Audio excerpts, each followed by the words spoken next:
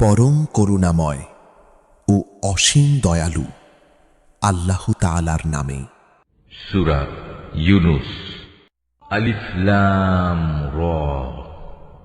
এগুলো হচ্ছে একটি জ্ঞান গর্ভ গ্রন্থের আয়াত। মানুষের কাছে এটা কি আসলেই একটা আশ্চর্যের বিষয় যে আমি তাদের মধ্যে থেকে তাদেরই মতো একজন মানুষের কাছে ওহী পাঠিয়েছি, যেন সে মানুষকে তাদের জাহান্নাম সম্পর্কে সাবধান করে দিতে পারে। আবার যারা এ ওহীর উপর ঈমান আনে তাদের এ মর্মে সুসংবাদও দিতে পারে যে তাদের জন্য তাদের মালিকের কাছে উঁচু মর্যাদা রয়েছে। কাফেররা এমনি আশ্চর্যান্বিত হয়ে পড়ল যে তারা বলল, অবশ্যই এ ব্যক্তি একজন সুদক্ষ জাদুকর। হে মানুষ, তোমাদের মালিক হচ্ছেন আল্লাহ তাআলা, যিনি আকাশমণ্ডলী ও পৃথিবীকে 6 দিনে পয়দা করেছেন। অতঃপর তিনি আরশে সমাসীন হন। তিনি এর যাবতীয় কাজ স্বহস্তে নিয়ন্ত্রণ করেন। কেউই তাঁর অনুমতি ছাড়া কারো জন্য সুপারিশকারী হতে পারে না। এই হচ্ছেন তোমাদের মালিক আল্লাহ তাআলা, অতএব তোমরা তাঁরই ইবাদত করো। তোমরা কি আসল কথা অনুধাবন করবে না? মৃত্যুর পর তোমাদের সবার ফিরে যাবার জায়গা হবে একমাত্র তাঁর কাছে। সেখানে গিয়ে তোমরা আল্লাহ তাআলার সকল প্রতিশ্রুতি সত্য পাবে। তিনি এ সৃষ্টির অস্তিত্ব দান করেন। মৃত্যুর পর তিনি আবার তাকে তার জীবন ফিরিয়ে দেবেন, যাতে করে যারা তার উপর ঈমান আনে, ভালো কাজ করে, যথার্থ ইনসাফের সাথে তিনি তাদের কাজের বিনিময় দান করতে পারেন এবং এ কথাটা পরিষ্কার করে দিতে পারেন। যারা আল্লাহ তাআলাকে অস্বীকার করে তাদের জন্য উত্তপ্ত পানীয় ও কঠিন শাস্তি রয়েছে, কেননা তারা পরকালের এ শাস্তি অস্বীকার করত। সে মহান আল্লাহ তাআলা সূর্যকে প্রখর তেজোদ্দীপ্ত করে বানিয়েছেন এবং চাঁদকে বানিয়েছেন জ্যোতির্ময়। অতঃপর আকাশে তার জন্য কিছু মঞ্জিল তিনি নির্দিষ্ট করে দিয়েছেন, যাতে করে এর নিয়ম দ্বারা তোমরা বছরের গণনা এবং দিন তারিখের হিসাবটা জানতে পারো। আসলে আল্লাহ তাআলা যে এসব কিছু পয়দা করে রেখেছেন তার কোনোটাই তিনি নিরর্থক করেননি। যারা সৃষ্টি রহস্য সম্পর্কে জানতে চায় তাদের জন্য আল্লাহ তাআলা তার নিদর্শন খুলে খুলে বর্ণনা করেন। অবশ্যই দিন ও রাতের পরিবর্তনে এবং আল্লাহ তাআলা যা কিছু এ আসমান সমূহ ও জমিনের মাঝে পয়দা করেছেন তার প্রতিটি জিনিসের মাঝে পরেজগার লোকদের জন্য আল্লাহ তাআলাকে চেনার নিদর্শন রয়েছে। মানুষের মাঝে যারা মৃত্যুর পর আমার সাথে সাক্ষাতের প্রত্যাশী নয়, যারা এ পার্থিব জীবন নিয়ে সন্তুষ্ট এবং এখানকার সবকিছু নিয়েই পরিতৃপ্ত, সর্বোপরি যারা আমার সৃষ্টি বৈচিত্র্যের নিদর্শন সমূহ থেকে গাফেল থাকে, তারাই হচ্ছে সেসব লোক যাদের নিশ্চিত ঠিকানা হবে জাহান্নামের আগুন। এ হচ্ছে তাদের সে কর্মফল যা তারা দুনিয়ার জীবনে অর্জন করেছে। অপরদিকে যারা আল্লাহ তাআলার উপর ঈমান এনেছে এবং নেক কাজ করেছে, তাদের মালিক তাদের এ ঈমানের কারণেই তাদের সঠিক পথ দেখাবেন। তাদের তলদেশ দিয়ে অসংখ্য নিয়ামতে পরিপূর্ণ জান্নাতে সুপেয় ঝর্ণাধারা প্রবাহমান থাকবে।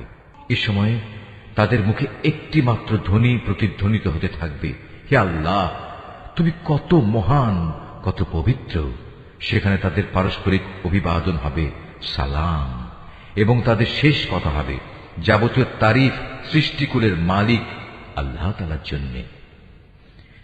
ভেবে দেখো, আল্লাহ তাআলা যদি মানুষের জন্য তাদের অন্যায় কাজকর্মের শাস্তি দিতে গিয়ে অকল্যাণকে ত্বরান্বিত করতেন, যেভাবে মানুষ নিজেদের কল্যাণ ত্বরান্বিত করতে চায়, তাহলে তাদের অবকাশ দেওয়ার এই সুযোগ কবেই শেষ হয়ে যেত।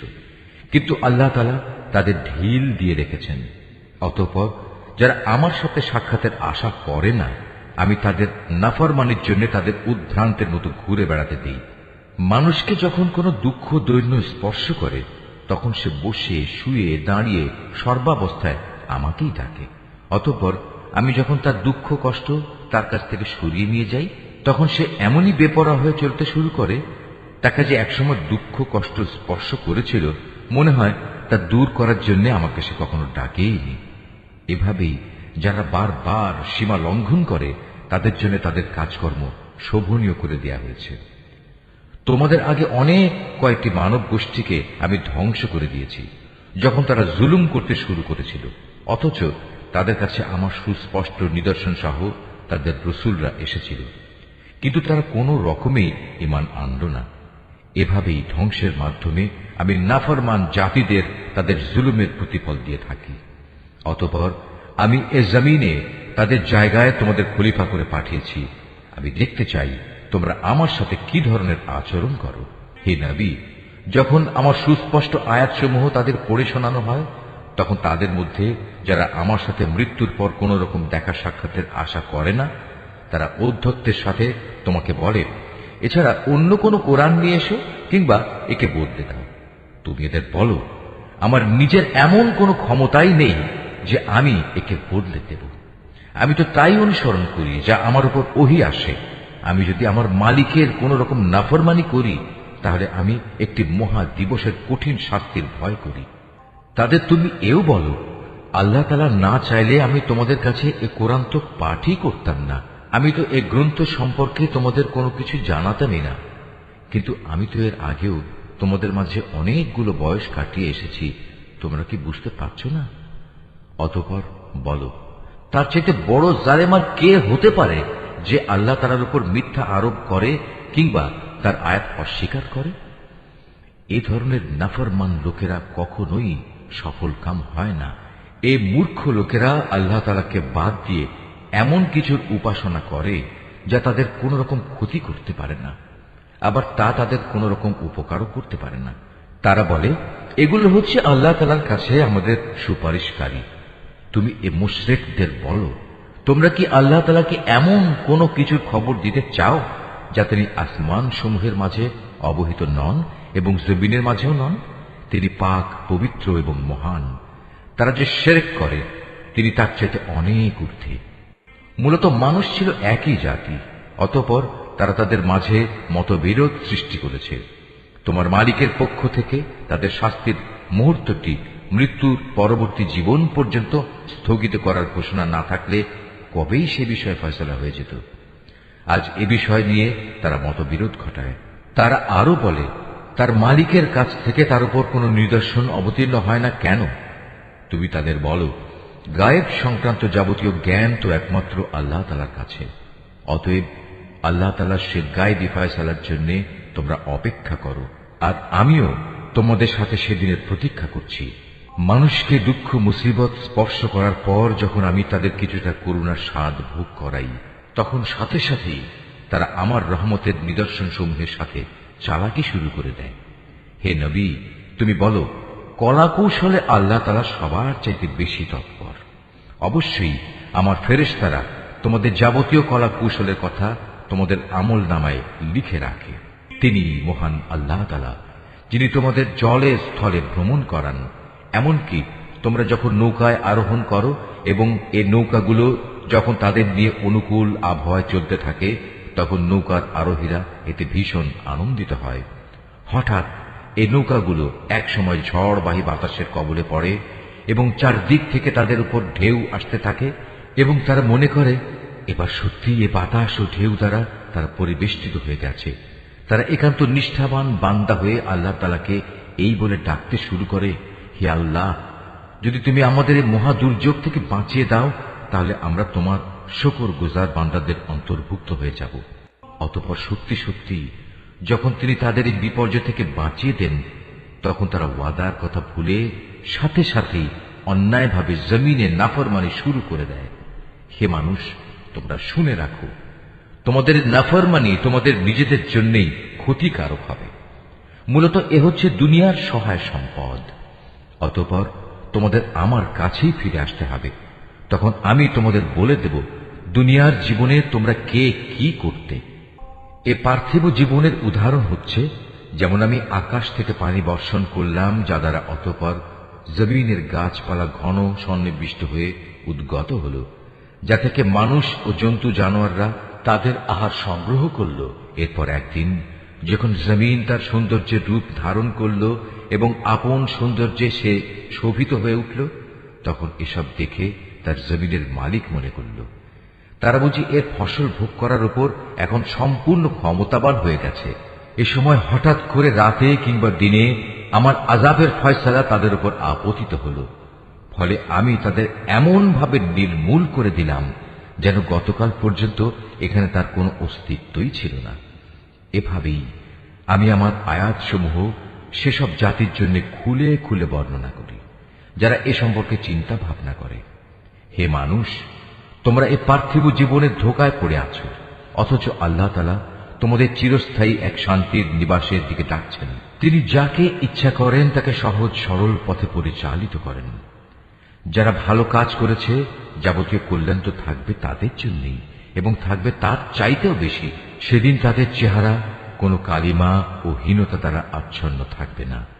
তারাই হবে জান্নাতের অধিবাসী, তারা সেখানে থাকবে চিরদিন। অপরদিকে যারা মন্দ কাজ করেছে তাদের মন্দের প্রতিফল তেমন মন্দই হবে।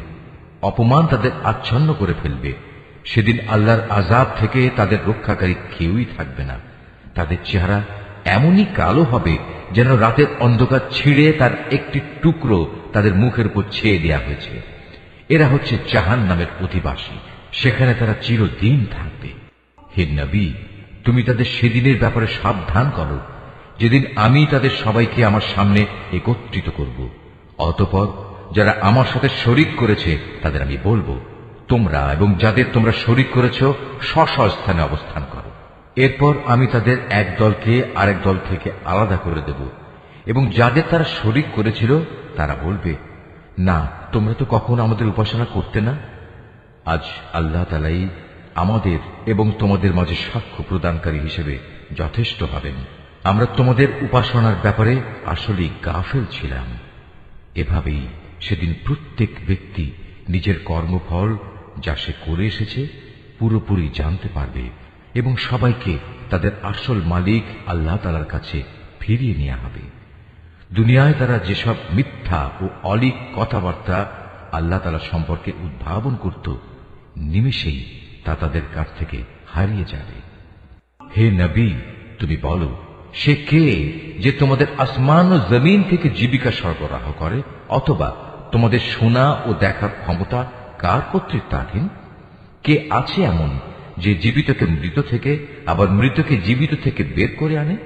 কে আছে এমন যে এসব কিছুর পরিকল্পনা প্রণয়ন করে? তাদের এসব প্রশ্ন করলে তারা সাথে সাথেই বলে উঠবে, হ্যাঁ, অবশ্যই আল্লাহ। তুমি তাদের বলো, যদি তাই হয় তাহলে সত্য অস্বীকার করার পরিণামকে কি তোমরা ভয় করবে না? তিনি আল্লাহ তাআলা, তিনি তোমাদের আসল মালিক। সত্য আসার পর তাকে না মানা গুমরাহি নয়তো আর কি? সুতরাং তাকে বাদ দিয়ে বলো, তোমরা কোন দিকে ধাবিত হচ্ছ? এভাবেই যারা নাফরমানি করেছে তাদের উপর তোমার মালিকের সে কথাই সত্য বলে প্রমাণিত হলো যে এরা কখনো ঈমান আনবে না। তুমি তাদের আরো বলো, তোমাদের বানানো এসব শরীকদের মধ্যে এমন কেউ কি আছে যে প্রথমবার বানাতে পেরেছিল অতঃপর মৃত্যুর পর আবারও তা তৈরি করতে পারবে?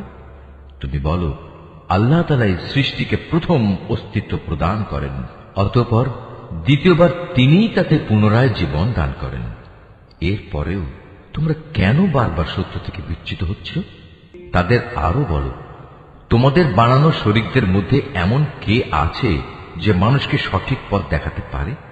তুমি বলো, হ্যাঁ, আল্লাহ তাআলাই সঠিক পথ দেখাতে পারেন। যিনি সঠিক পথ দেখান তিনি অনুসরণের বেশি যোগ্য না সে ব্যক্তি যে নিজেই কোনো পথের সন্ধান পায় না যতক্ষণ না তাকে সে পথের সন্ধান দেয়া হয়?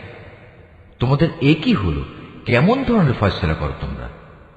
তাদের অধিকাংশ ব্যক্তি নিজেদের আন্দাজ অনুমানের অনুসরণ করে, আর সত্যের পরিবর্তে আন্দাজ অনুমান তো কোনো কাজে আসে না। আল্লাহ তাআলা অবশ্যই ওদের কর্মকাণ্ড সম্পর্কে পূর্ণাঙ্গ ওয়াকিবহাল রয়েছেন। এ কোরআন এমন কোন গ্রন্থ নয় যে আল্লাহর ওহী ব্যতি রেখে কারো ইচ্ছা মাফিক বানিয়ে নেওয়া যাবে, বরং এ গ্রন্থ সেসব গ্রন্থের সত্যবাদিতার সাক্ষ্য প্রদান করে যা এর আগে নাজিল হয়েছিল। এতে কোনো সন্দেহ নেই, এটা হচ্ছে সৃষ্টিকুলের মালিক আল্লাহ তাআলার সত্য বিধানসমূহের বিশদ ব্যাখ্যা। তারা কি একথা বলে, এ ব্যক্তি মুহাম্মদ এ গ্রন্থটি রচনা করে নিয়েছে? হে নবী, তুমি এদের বলো, তোমরা তোমাদের দাবিতে যদি সত্যবাদী হও তাহলে তোমরাও এমনই ধরনের একটি সূরা বানিয়ে নিয়ে এসো, এবং এ ব্যাপারে আল্লাহ তাআলা ছাড়া আর যাদের যাদের তোমরা ডাকতে চাও ডেকে তাদেরও সাহায্য নাও। আসল কথা হচ্ছে যে বিষয় তারা তাদের জ্ঞান দিয়ে আয়ত্ত করতে পারল না, কিংবা মানবীয় জ্ঞান বিজ্ঞানের সীমাবদ্ধতার কারণে যার ব্যাখ্যা এখনো তাদের পর্যন্ত পৌঁছয়নি, তারা তাই অস্বীকার করে বসল। তাদের পূর্ববর্তী মানুষরাও এভাবে অস্বীকার করেছিল। আজ দেখো এই অস্বীকারী জালেমদের পরিণাম কি হয়েছে। তাদের মধ্যে কিছু লোক এই গ্রন্থের উপর ঈমান আনবে, আবার কিছু আছে যারা এতে ঈমান আনবে না। জেনে রেখো, তোমার মালিক কিন্তু এই বিপর্যয় সৃষ্টিকারীদের ভালো করেই জানেন। এত বলা কওয়া সত্ত্বেও তারা যদি তোমাকে মিথ্যা প্রতিপন্ন করতেই থাকে, তাহলে তুমি তাদের বলে দাও, দেখো আমার কাজকর্মের দায়িত্ব আমার উপর, আর তোমাদের কাজকর্মের দায়িত্ব তোমাদের উপর। আমি যা কিছু করছি তার জন্য তোমরা দায়ী নাও, আবার তোমরা যা করো তার জন্য আমি দায়ী নই। হে নবী, এদের মধ্যে কিছু লোক এমন আছে যারা তোমার দিকে কান পেতে রাখে। তুমি কি বধিরকে আল্লাহর কালাম শোনাবে, যদিও তারা এর কিছুই বুঝতে পারেন না? আবার ওদের মধ্যে কেউ কেউ আছে যারা তোমার দিকে তাকিয়ে থাকে, কিন্তু তুমি কি অন্ধকে পথ দেখাবে, যদিও তারা নিজেরা এর কিছুই দেখতে পায় না? নিঃসন্দেহে আল্লাহ তাআলা মানুষের উপর কোন রকম জুলুম করেন না, বরং আল্লাহর অবাধ্য হয়ে মানুষেরা নিজেরাই নিজেদের উপর জুলুম করে। যেদিন তিনি তাদের সবাইকে একত্রিত করবেন, সেদিন তাদের মনে হবে যেন তারা দুনিয়ায় দিনের একটি ক্ষণ মাত্র কাটিয়ে এসেছে। তখন তারা একজন আরেকজনকে চিনতে পারবে। ক্ষতিগ্রস্ত হয়েছে তারা যারা আল্লাহর সামনাসামনি হওয়াকে অস্বীকার করেছিল। আসলে এই মানুষরা কখনোই হেদায়েত প্রাপ্ত ছিল না। আমি ওদের কাছে যে বিষয়ের ওয়াদা করেছি, তারা কিছু কিছু বিষয় যদি আমি তোমাকে দেখিয়ে দেই, অথবা এর আগেই যদি আমি তোমাকে দুনিয়া থেকে উঠিয়ে নেই, এই উভয় অবস্থায় তাদের আমার কাছে ফিরে আসতে হবে। অতঃপর এরা যা কিছু দুনিয়ায় করত তার উপর আল্লাহ তাআলাই একক সাক্ষী হবেন। প্রত্যেক উম্মতের জন্যই একজন রসূল আছে। অতঃপর যখনই তাদের কাছে তাদের রসূল এসে যায়, তখন তাদের সাথে আল্লাহ তাআলা সিদ্ধান্ত করার কাজটি ইনসাফের সাথে সম্পন্ন হয়ে যায়। তাদের উপর কখনো জুলুম করা হবে না। এরা উদ্ধত দেখিয়ে বলে, হে মুসলমানরা, তোমরা যদি সত্যবাদী হও তাহলে বলো, কবে তোমাদের সে আযাবের ওয়াদা ফলবে? তুমি বলো, এটা বলা আমার বিষয় নয়। আল্লাহ তাআলা যা চান তা বেঁধে রেখে আমি তো আমার নিজস্ব ভালো মন্দের অধিকারও রাখি না। আসল কথা হচ্ছে, প্রত্যেক জাতির জন্য আযাব ও ধ্বংসের একটি দিনক্ষণ নির্দিষ্ট করা আছে। তাদের সে ক্ষণটি যখন আসবে, তখন তাদের ব্যাপারে এক মুহূর্ত কাল সময়ও দেরি করা হবে না, এবং তাদের দিনক্ষণ আগেও নিয়ে আসা হবে না। তুমি এদের আরো বলো, তোমরা কি ভেবে দেখেছ, যদি তোমাদের উপর আল্লাহর আযাব রাতে কিংবা দিনের বেলায় এসে পতিত হয়, তাহলে আর কোন বিষয় নিয়ে নাফরমান লোকেরা তাড়াহুড়ো করবে বলো? অতঃপর যখন সত্যিই একদিন এই বিষয়টি ঘটবে, তখন কি তোমরা এটা বিশ্বাস করবে? তোমাদের বলা হবে, হ্যাঁ, এখন তো আযাব এসেই গেল, অথচ তোমরা এর জন্যই তাড়াহুড়ো করছিলে। অতঃপর জালেমদের বলা হবে, এবার চিরস্থায়ী জাহান্নামের আযাবের স্বাদ ভোগ করো। দুনিয়ার জীবনে তোমরা যা কিছু অর্জন করেছ, এখন তোমাদের শুধু তারই বিনিময় দেয়া হবে। হে নবী, এরা তোমার কাছে জানতে চায় আযাব সম্পর্কিত সে কথা আসলে কি ঠিক? বলো, হ্যাঁ, আমার মালিকের শপথ, এটা অমোঘ সত্য। জেনে রেখো, প্রতিশোধ নেয়ার ব্যাপারে তোমরা কোনোদিনই তাকে অক্ষম করে দিতে পারবে না। যদি প্রতিটি জালেম ব্যক্তির কাছে সেদিন জমিনের সমুদায় সম্পদ এসে জমা হয়, তাহলে সে তার সব কিছু মুক্তিপণ হিসাবে ব্যয় করে আযাব থেকে বাঁচার চেষ্টা করবে।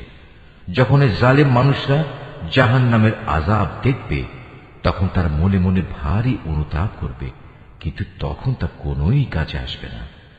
সম্পূর্ণ ইনসাফের সাথেই তাদের বিচার মীমাংসা সম্পন্ন হবে, এবং তাদের উপর বিন্দু মাত্র জুলুমও করা হবে না। মনে রেখো, আসমান সমূহ ও জমিনে যা কিছু আছে তা সব আল্লাহ তাআলার জন্যই। আল্লাহ তাআলা সব কয়টি ওয়াদাই সত্য, কিন্তু অধিকাংশ লোকই তা জানে না। তিনি জীবন দান করেন, তিনি মৃত্যু ঘটান, এবং মৃত্যুর পর তোমাদের সবাইকে তার কাছেই ফিরে যেতে হবে। হে মানুষ, তোমাদের কাছে তোমাদের মালিকের পক্ষ থেকে নসিহত বিশিষ্ট কিতাব এসেছে। এটা মানুষের অন্তরে যেসব ব্যাধি রয়েছে তার প্রতিকার এবং মোমেনদের জন্য হেদায়েত ও রহমত। হে নবী, তুমি বলো, মানুষের উচিত আল্লাহর এ অনুগ্রহ ও তার রহমতের কারণে আনন্দ প্রকাশ করা, কারণ তারা যা কিছু জ্ঞান ও সম্পদ জমা করেছে এটা তার চেয়ে অনেক ভালো। তুমি এদের বলো, তোমরা কি কখনো এই কথা চিন্তা করে দেখেছ, আল্লাহ তাআলা তোমাদের জন্য যে রিজিক নাজিল করেছেন তার মধ্যে থেকে কিছু অংশকে তোমরা হারাম আর কিছু অংশকে হালাল করে নিয়েছ। তুমি এদের আরো বলো, এসব হালাল হারামের ব্যাপারে আল্লাহ তাআলা কি তোমাদের কোনো অনুমতি দিয়েছেন, না তোমরা আল্লাহর প্রতি মিথ্যা আরোপ করছ? যারা আল্লাহর উপর মিথ্যা আরোপ করে তাদের শেষ বিচারের দিন সম্পর্কে ধারণা কি এটা কখনো আসবেই না? নিঃসন্দেহে আল্লাহ তাআলা বড় অনুগ্রহশীল, তাই তিনি তাদের অবকাশ দিয়ে রেখেছেন, কিন্তু অধিকাংশ মানুষই এজন্য আল্লাহর শুকর আদায় করে না। হে নবী, তুমি যে কাজেই থাকো না কেন এবং সে কাজ সম্পর্কে কোরআন থেকে যা কিছু তেলাওয়াত করো না কেন তা আমি জানি। হে মানুষরা, তোমরা যে কোনো কাজ করো, যে কোনো কাজে তোমরা প্রবৃত্ত হও না কেন, আমি তার ব্যাপারে তোমাদের উপর সাক্ষী হয়ে থাকি। তোমার মালিকের দৃষ্টি থেকে একটি অণু পরিমাণ জিনিসও গোপন থাকে না। আসমানে ও জমিনে এর চাইতে ছোট কিংবা এর চাইতে বড় কোনো কিছুই নেই যা এ সুস্পষ্ট গ্রন্থে লিপিবদ্ধ নেই। জেনে রেখো, কিয়ামতের দিন আল্লাহ তাআলার বন্ধুদের জন্য কোনো ভয় নেই, সেদিন তারা চিন্তিতও হবে না। এরা হচ্ছে সেসব লোক যারা আল্লাহর উপর ঈমান এনেছে এবং তাকে ভয় করেছে। এ ধরনের লোকদের জন্য দুনিয়ার জীবনে যেমন সুসংবাদ রয়েছে, তেমনি পরকালের জীবনেও রয়েছে সুসংবাদ। আল্লাহ তাআলার বাণীর কোনো রদ বদল হয় না, আর সত্যিকার অর্থে এটা হচ্ছে মহা সাফল্য। হে নবী, তোমাকে তাদের কথা যেন কোনো দুঃখ না দেয়। নিশ্চয়ই মান ইজ্জত সবই আল্লাহ তাআলার করায়ত্তে, তিনি সব কিছু শোনেন, সব কিছু জানেন। জেনে রেখো, যা কিছু আসমানে আছে আবার যা কিছু আছে জমিনে, সবই আল্লাহর অনুগত। যারা আল্লাহ তাআলা ছাড়া কল্পিত শরীকদের ডাকে তারা তো শুধু কিছু আন্দাজ অনুমানেরই অনুসরণ করে মাত্র। তারা মূলত মিথ্যাবাদী ছাড়া আর কিছুই নয়। হে মানুষ, তিনি মহান আল্লাহ, যিনি তোমাদের জন্য রাত বানিয়েছেন যাতে করে তোমরা তাতে বিশ্রাম গ্রহণ করতে পারো, আর দিনকে বানিয়েছেন আলোক উজ্জ্বল। অবশ্যই এতে আল্লাহ তাআলার মহত্বের অনেক নিদর্শন রয়েছে সে সম্প্রদায়ের জন্য যারা নিষ্ঠার সাথে শোনে। তারা বলে, আল্লাহ তাআলা নিজের একটি ছেলে বানিয়ে রেখেছেন, অথচ আল্লাহ তাআলা মহাপবিত্র। তিনি স্বয়ং সম্পূর্ণ অভাবমুক্ত। আকাশমণ্ডলী ও পৃথিবীতে যা কিছু আছে সবই তাঁর। তোমাদের কাছে এ দাবির পক্ষে কোনো দলিল প্রমাণও নেই। তোমরা কি আল্লাহ তাআলা সম্পর্কে এমন সব কথা বলে বেড়াচ্ছ যে বিষয়ে তোমরা কিছুই জানো না? হে নবী, তুমি বলো, যারা আল্লাহ তাআলার উপর মিথ্যা আরোপ করে তারা কখনোই সফল কাম পাবে না। এই মিথ্যাচার হচ্ছে পার্থিব জীবনের একটা সম্পদ। পরিশেষে তাদের আমার কাছেই ফিরে আসতে হবে, অতঃপর আমি তাদের কুফরি করার জন্য এক কঠোর আযাবের স্বাদ গ্রহণ করাবো। হে নবী, ওদের কাছে তুমি নূহের কাহিনী শোনাও, যখন সে তার জাতিকে বলেছিল, হে আমার জাতি, যদি তোমাদের উপর আমার অবস্থিতি ও আল্লাহর আয়াতসমূহ দ্বারা আমার উপদেশ প্রদান খুব দুঃসহ মনে হয়, তবে শুনে রাখো, আমি সম্পূর্ণরূপে আল্লাহর উপর ভরসা করি। অতঃপর তোমরা যাদের আমার সাথে শরীক বানাচ্ছ তাদের সবাইকে একত্রিত করে আমার বিরুদ্ধে তোমাদের পরিকল্পনা চূড়ান্ত করে নাও। দেখে নাও যেন সে পরিকল্পনার কোনো বিষয় তোমাদের দৃষ্টির আড়ালে না থাকে। অতঃপর আমার সাথে তোমাদের যা করার তা করে ফেলো এবং আমাকে কোনো সময় তোমরা দিও না। হ্যাঁ, যদি তোমরা আমার থেকে মুখ ফিরিয়ে নাও তাহলে আমার ক্ষতি হবে না। আমি তো তোমাদের কাছ থেকে এজন্য কোনো পারিশ্রমিক দাবি করিনি। আমার পারিশ্রমিক সে তো আমার আল্লাহ তাআলার কাছে। তার পক্ষ থেকেই আমাকে আদেশ দেওয়া হয়েছে আমি যেন তার অনুগত বান্দাদের অন্তর্ভুক্ত হয়ে যাই। অতঃপর এত বলা কওয়া সত্ত্বেও লোকেরা তাকে মিথ্যা প্রতিপন্ন করল। তখন আমি তাকে এবং তার সাথে যারা নৌকায় আরোহী ছিল তাদের তুফান থেকে উদ্ধার করেছি, এবং যাদের বাঁচিয়ে রেখেছিলাম আমি তাদের পূর্ববর্তী লোকদের প্রতিনিধি করে বসিয়ে দিয়েছি। পরিশেষে যারা আমার নিদর্শনসমূহ অস্বীকার করেছে তাদের আমি মহা প্লাবনে ডুবিয়ে দিয়েছি। অতঃপর হে নবী, তুমি চেয়ে দেখো তাদের কি ভয়াবহ পরিণাম হয়েছে, যাদের বারবার আল্লাহর আযাবের ভয় দেখানো হয়েছে। আমি তারপর অনেক কয়েকজন রাসূলকে তাদের নিজ নিজ জাতির কাছে পাঠিয়েছি। তারা সবাই সুস্পষ্ট প্রমাণসমূহ নিয়ে নিজ জাতির কাছে এসেছে, কিন্তু এমনটি হয়নি যে আগের লোকেরা ইতিপূর্বে যা অস্বীকার করেছিল তার উপর এরা ঈমান আনবে। এভাবে যারা নাফরমানিতে সীমা লঙ্ঘন করে তাদের দিলে আমি মোহর মেরে দিই। তাদের পর আমি আমার সুস্পষ্ট নিদর্শন নিয়ে মূসা ও হারুনকে ফেরাউন এবং তার পরিষদবর্গের কাছে পাঠিয়েছি, কিন্তু তারা সবাই অহংকার করল। আসলে তারা ছিল বড়ই নাফরমান জাতি। আমার পক্ষ থেকে সত্য যখন তাদের কাছে এলো, তখন ওরা বলল, নিশ্চয়ই এ হচ্ছে সুস্পষ্ট জাদু। মূসা বলল, তোমরা কি সত্য সম্পর্কে এসব বাজে কথা বলছো, যখন তা তোমাদের কাছে প্রমাণ সহ এসে গেছে? তোমরা কি মনে করো এটা আসলে জাদু? অথচ জাদুকররা কখনোই সফল কাম হয় না। তারা বলল, তোমরা কি এ উদ্দেশ্যে আমাদের কাছে এসেছ যে যা কিছুর উপর আমরা আমাদের বাপ দাদাদের পেয়েছি তা থেকে তোমরা আমাদের বিচ্যুত করে দেবে এবং আমাদের এ ভূখণ্ডে তোমাদের দু ভাইয়ের প্রতিপত্তি প্রতিষ্ঠিত হয়ে যাবে? না, তা কিছুতেই হবে না। আমরা তোমাদের দুজনের উপর কখনো ঈমান আনব না। এবার ফেরাউন নিজের দলবলকে বলল, তোমরা আমার কাছে রাজ্যের সব সুদক্ষ জাদুকরদের নিয়ে এসো। অতঃপর ফেরাউনের নির্দেশে জাদুকররা যখন এসে হাজির হল, তখন মূসা তাদের লক্ষ্য করে বলল, তোমাদের যা নিক্ষেপ করার তা তোমরা নিক্ষেপ করো। তারা যখন তাদের জাদুর বাণ নিক্ষেপ করল, তখন মূসা বলল, তোমরা যা নিয়ে এসেছ তা হচ্ছে আসলেই জাদু। দেখবে অচিরেই আল্লাহ তাআলা তা ব্যর্থ করে দেবেন। আল্লাহ তাআলা কখনো ফাসাদ সৃষ্টিকারীদের কাজকর্ম শুধরে দেন না। আল্লাহ তাআলা স্বীয় বাণী দ্বারা সত্যকে সত্য বলে প্রতিষ্ঠিত করেন, যদিও নাফরমান মানুষরা একে খুবই অপ্রীতিকর মনে করে। ফেরাউন ও তার পরিষদবর্গের ভয়ে মূসার উপর তার জাতির কতিপয় কিশোর যুবক ছাড়া অন্য কোন লোক ঈমান আনেনি। অবশ্যই ফেরাউন ছিল জমিনের মাঝে অহংকারী বাদশাহ এবং মারাত্মক সীমা লঙ্ঘনকারী। মূসা তার উপর যারা ঈমান এনেছে তাদের বলল, হে আমার জাতি, তোমরা যদি সত্যি মুসলমান হয়ে থাকো তাহলে অধৈর্য না হয়ে যিনি তোমাদের মালিক তোমরা তার উপর ভরসা করো, যদি তোমরা আল্লাহতে আত্মসমর্পণকারী হও। মূসার কথায় অতঃপর তারা বলল, হ্যাঁ, আমরা আল্লাহর উপরই ভরসা করি এবং আমরা বলি, হে আমাদের মালিক, তুমি আমাদের জালেম সম্প্রদায়ের অত্যাচারের শিকারে পরিণত করো না এবং তোমার একান্ত রহমত দ্বারা তুমি আমাদের ফেরাউন ও তার কাফের সম্প্রদায়ের হাত থেকে মুক্তি দাও। আমি এরপর মূসা ও তার ভাই হারুনের কাছে ওহী পাঠালাম, তোমরা তোমাদের জাতির লোকদের জন্য মিশরে ঘর বাড়ি বানাও এবং তোমাদের ঘরগুলোকে কেবলামুখী করে বানাও এবং তাতে তোমরা নামাজ প্রতিষ্ঠা করো। সর্বোপরি ঈমানদারদের মুক্তির সময় ঘনিয়ে এসেছে মর্মে সুসংবাদ দাও।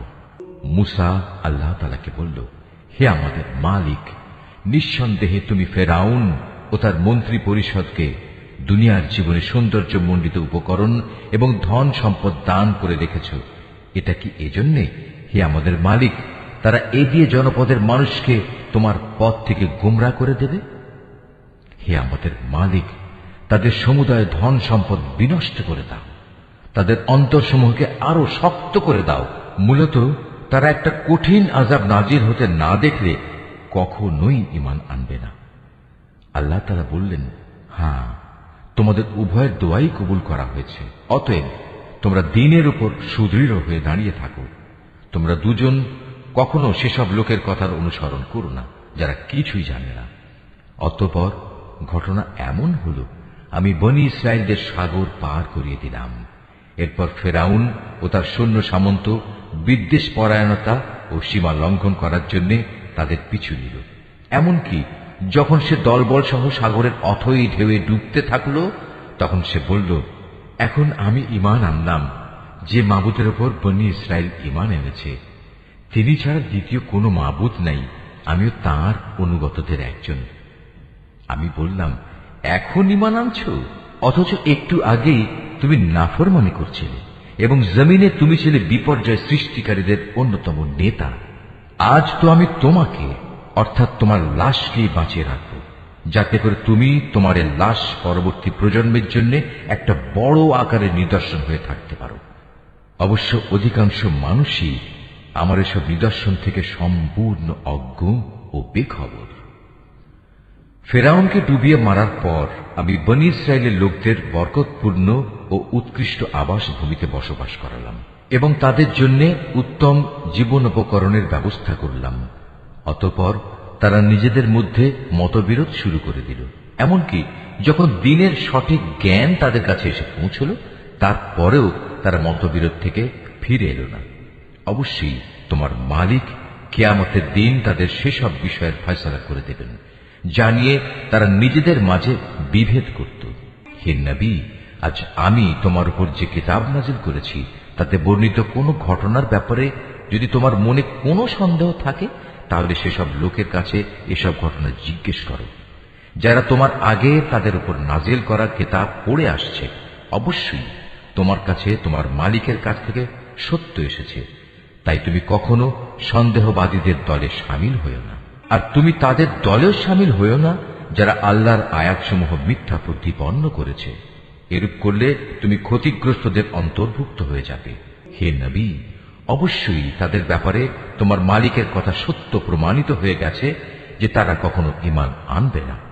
এমনকি তাদের কাছে আল্লাহর প্রত্যেকটি নিদর্শন এসে পৌঁছলেও তারা ঈমান আনবে এমন নয়, যতক্ষণ না তারা কঠিন আযাব নিজেদের চোখে দেখতে পাবে। ইউনুস নবীর সম্প্রদায় ব্যতীত অন্য কোন জনপদ এমন ছিল না যারা এভাবে আযাব দেখে ঈমান এনেছে এবং তাদের এ ঈমান তাদের কোনো উপকার করতে পেরেছে। তারা যখন আযাব আসতে দেখে আল্লাহর উপর ঈমান আনল, তখন আমি তাদের এ পার্থিব জীবনের অপমানকর আযাব তাদের কাছ থেকে সরিয়ে নিলাম এবং তাদের আমি এক বিশেষ সময় পর্যন্ত জীবনের উপায় উপকরণ থেকে উপকৃত হতেও সুযোগ দিলাম। হে নবী, তোমার মালিক চাইলে এই জমিনে যত মানুষ আছে তারা সবাই ঈমান আনত, কিন্তু তিনি তা চাননি। তাছাড়া তুমি কি জোর জবরদস্তি করে চাইবে যে তারা সবাই মোমেন হয়ে যাক? কোন মানুষেরই এ সাধ্য নেই যে আল্লাহর অনুমতি বেঁধে রেখে সে ঈমান আনবে। যারা ঈমানের রহস্য বুঝতে পারে না, আল্লাহ তাআলা এভাবেই তাদের জীবনের উপর কুফর ও শিরকের কলুষ লাগিয়ে দেন। হে নবী, তুমি বলো, তোমরা দেখো আসমান সমূহ ও জমিনে কি কি জিনিস রয়েছে, কিন্তু যারা ঈমানই আনবে না তাদের জন্য আল্লাহর এসব নিদর্শন ও পরকালের সাবধান বাণী কোনই উপকারে আসে না। তারাও কি সে ধরনের কোন দিনের অপেক্ষা করছে যে ধরনের অপমানকর দিন তাদের আগের লোকদের উপর এসেছিল? যদি তাই হয়, তাহলে তুমি বলো, তোমরা সেদিনের অপেক্ষা করো, আমিও তোমাদের সাথে অপেক্ষা করতে থাকব। অতঃপর যখন আযাবের সময় আসে, তখন আমি আমার রসুলদের সেই আযাব থেকে বাঁচিয়ে দেই এবং তাদেরও বাঁচিয়ে দেই যারা ঈমান আনে।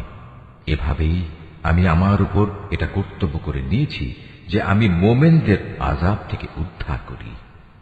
হে নবী, তুমি লোকদের বলো, হে মানুষরা, তোমরা যদি আমার আনিত দ্বীন সম্পর্কে কোনো সন্দেহ করো, তাহলে শুনে রাখো, আল্লাহ তাআলা ছাড়া অন্য যাদের তোমরা ইবাদত করো, আমি তাদের ইবাদত করি না। আমি তো বরং তার মহান সত্তার ইবাদত করি, যিনি তোমাদের মৃত্যু ঘটান। আমাকে আরো আদেশ দেয়া হয়েছে আমি যেন মোমেনদের অন্তর্ভুক্ত থাকি। আমাকে আরো বলা হয়েছে, তুমি আল্লাহর দ্বীনের জন্য ঘনিষ্ঠভাবে নিজের চেহারা প্রতিষ্ঠিত করো এবং কখনো তুমি মুশরিকদের দলে শামিল হও না। আমাকে আদেশ দেয়া হয়েছে, তুমি কখনো আল্লাহ তাআলাকে বাদ দিয়ে এমন কাউকে ডেকো না যে তোমার কোনো কল্যাণ যেমন করতে পারে না, তেমনি তোমার কোনো অকল্যাণও সে করতে পারে না। এ সত্ত্বেও যদি তুমি অন্যথা করো, তাহলে তুমি অবশ্যই জালেমদের মধ্যে গণ্য হবে। যদি আল্লাহ তাআলা তোমাদের কোনো দুঃখ কষ্ট দেন, তাহলে তিনি ছাড়া অন্য কেউই নেই তা দূরীভূত করার। আবার তিনি যদি মেহেরবানি করে তোমার কোনো কল্যাণ চান, তাহলে তার সে অনুগ্রহ রদ করারও কেউ নেই। তিনি তার বান্দাদের যাকে চান তাকেই কল্যাণ পৌঁছান। আল্লাহ তাআলা বড়ই ক্ষমাশীল ও পরম দয়ালু। হে নবী, তুমি বলো, হে মানুষ, তোমাদের কাছে তোমাদের মালিকের পক্ষ থেকে সত্য দ্বীন এসেছে। অতএব যে হেদায়েতের পথ অবলম্বন করবে সে তো তার নিজের ভালোর জন্যই হেদায়েতের পথে চলবে, আর যে গোমরা থেকে যাবে সে তো গুমরাহির উপর চলার কারণেই গোমরা হয়ে যাবে। আমি তো তোমাদের উপর কর্মবিধায়ক নই যে জোর করে তোমাদের গুমরাহি থেকে বের করে আনব। হে নবী, তোমার উপর যে হেদায়েত নাজেল করা হয়েছে তুমি তার অনুসরণ করো এবং ধৈর্য ধারণ করো, যে পর্যন্ত আল্লাহর পক্ষ থেকে কোনো ফয়সালা না আসে, কেননা তিনিই হচ্ছেন সর্বোত্তম ফয়সালাকারী।